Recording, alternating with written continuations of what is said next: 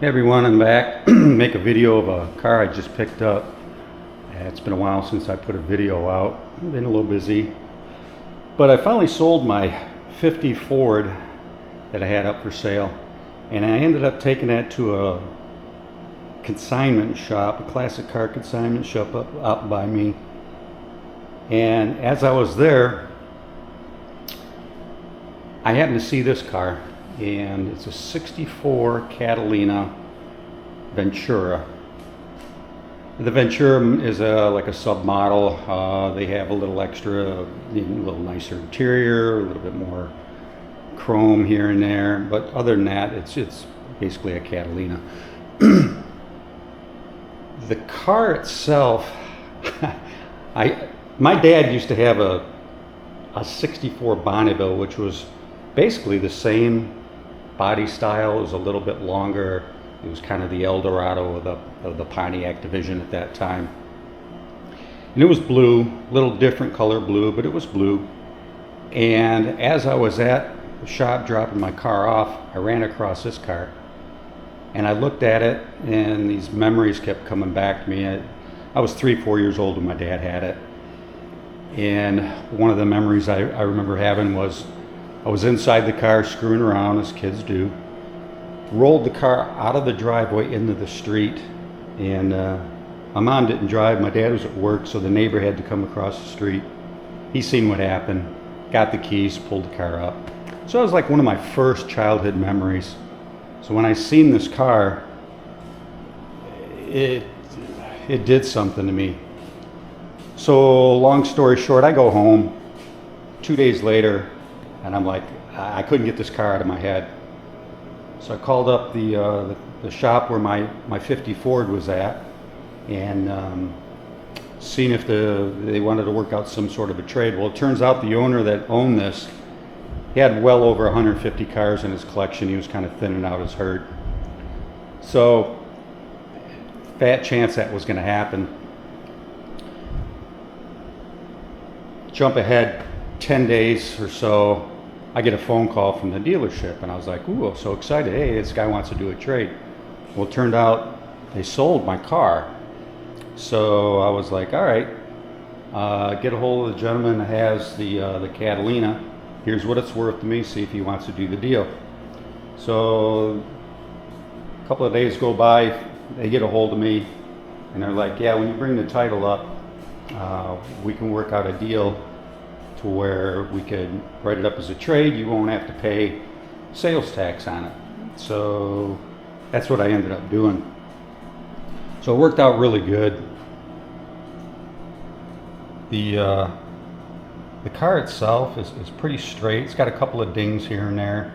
Nothing major. The bright work on it is gorgeous, really.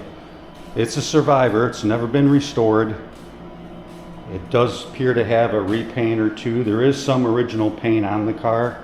The interior is all original.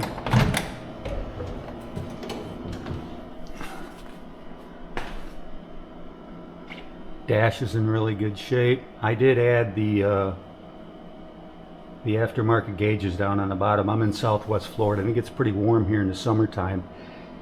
And I like to have a temperature gauge just to see how hot things are getting. It's got an idiot light on there, but I don't trust them very much. It does have the wood grain steering wheel. It's got the power steering, power brakes. Like I said, everything in the interior is original. It's got a little bit of fading here, but you know, hey, it's a survivor. So one thing I did like about this was had the 8-lug wheels on it. So one of the first things I did was I had to put the Redline tires on it. Try to find a shop around here that can do the 8-lug balancing and mounting was a trick. I ended up having to get an adapter plate from Ames Performance, and waited for that to come in. Took that to a shop. Next day, the guy calls me from the shop owner. He says, hey, did you borrow that, or is that yours? I said, no, I bought it. I says, I'm thinking, oh my God, yeah, he busted it up, bent it, whatever. He's like, well, I'll tell you what, you leave that here, and he says, you can go ahead and take the wheels. So worked out good because I was just gonna probably eBay them anyway. So I figured, well, I'll probably never use it again, and if I have to, I know who has it.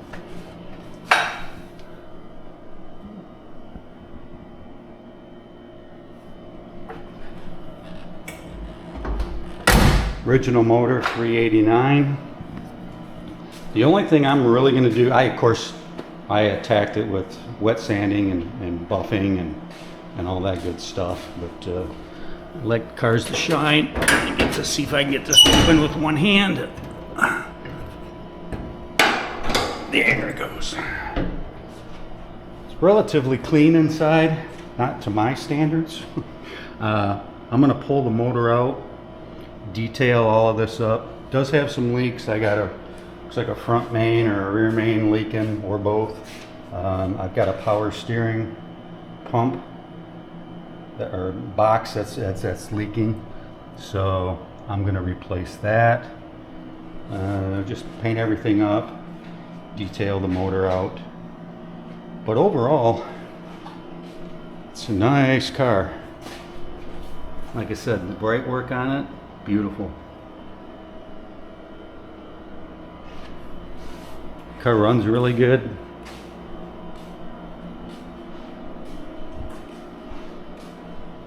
So I'll be updating on what I do with the car.